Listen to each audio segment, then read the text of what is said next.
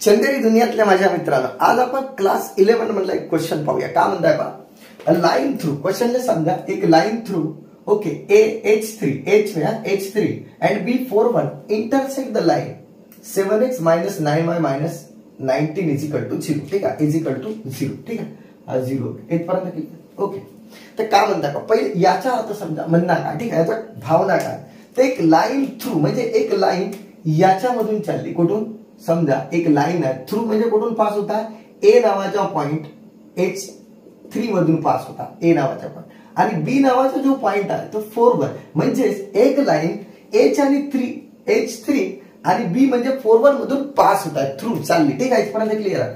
आणि हे जे लाईन आहे, हेच लाईन का म्हणता आपण लाईन थ्रू ए आणि बी आणि इंटरसेक्ट द लाईन. आणि पुन्हा पहा, हे लाईन का धंदे करता, हे वाली लाईन जी आहे ना, हे वाली लाईन, ठीक आहे, पटलं, जे H3 आणि B4 मधून चालली ते लाईन का करता पहा, हा एक्स आणि हा वाय ऍक्सिस मानलो. हे जे लाईन आहे ते का करता पहा, सुनो मेरी बात, की या वाल्या लाईनला, आता ही स्ट्रेट लाईन आहे ना, का करता इंटरसेक्ट करता बरं, कुठूनही जाऊ शकते. तर मानून चालू की हे वाली जे लाईन आहे, कोणसी, हे वाली, सपोज द्या हे वाली लाईन हे, ठीक आहे, कोणसी लाईन पहा, ब्लू वाली, तर हे 7x minus 9y minus 19 is equal to 0, हे ब्लू वाली लाईन. समजलं का, म्हणजे काय म्हणता, एक लाईन ए H3 आणि B41 मधून चालली आणि हेच लाईन या वाल्या लाईनला इंटरसेक्ट करता. कुठं, आता कुठं ते माहित नाही, ठीक आहे, म्हटलं इथपर्यंत क्लिअर.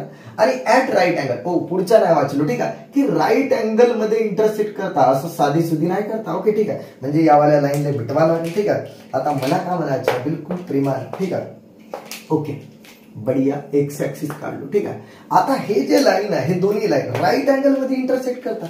ओह, बहुत ही बढिया. ठीक आहे, ते काम करता, मी राईट अँगल मध्ये दाखवण्याची कोशिश करता की राईट अँगल मध्ये का करता, इंटरसेक्ट करता. कोणसी लाईन, हे दोन्ही लाईन एक पर्यंत क्लिअर, 90 डिग्री मध्ये.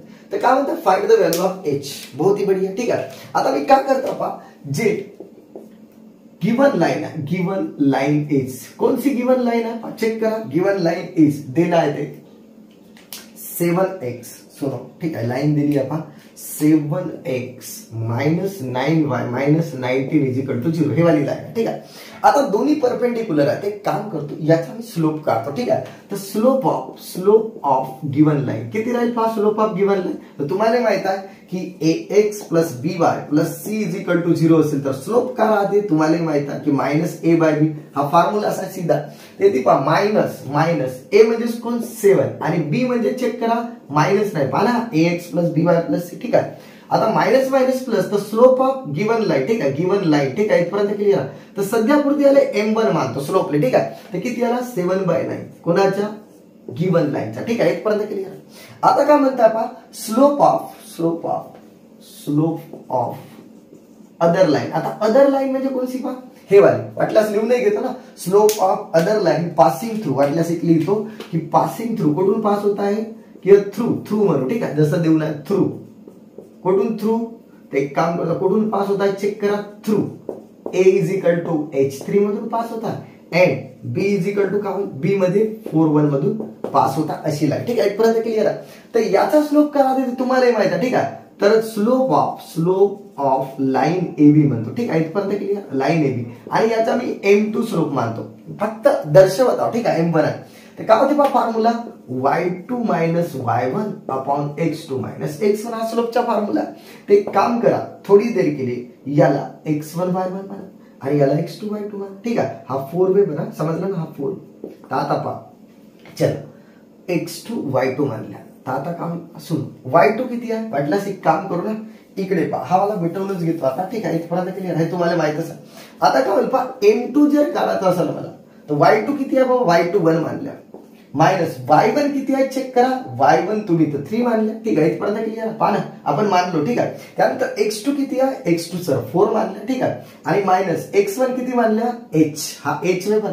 ठीक आहे, ध्यान से देखो, हा h वे. ठीक आहे, तर आता मला एक गोष्ट सांगा, M2 किती आहे, तर M2 आहे -2 डिवायडेड बाय 4 मायनस h. अरे 3 मधून जर 1 गेला -2, हा इक्वेशन नंबर 2, वाटल्यास याला 1 देऊन ठेवू. ठीक आहे, इथपर्यंत क्लिअर.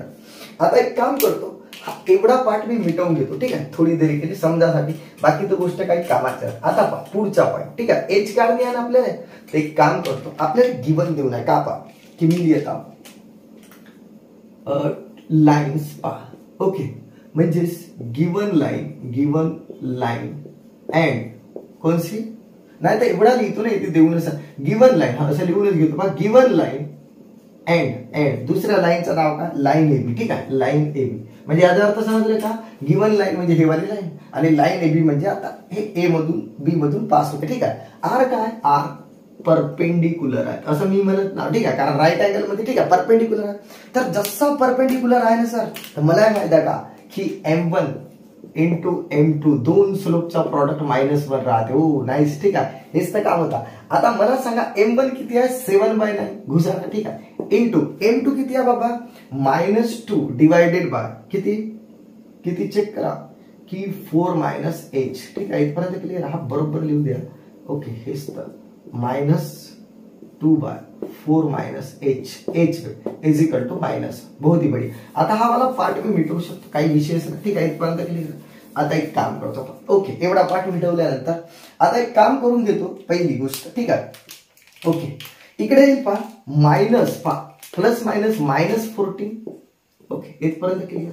आणि इकडे काय होईल पहा -1 इंटू 9 इंटू 4 h. क्लिअर. हा h वे बघा 4 सारखा दिसता है h वे. ठीक आहे, कारण हा डिवाइड होता मल्टिप्लाय झाला. आता एक काम करा -14 इज इक्वल टू -9 आणि इक्वल टू 4 h. ठीक आहे, इथपर्यंत क्लिअर.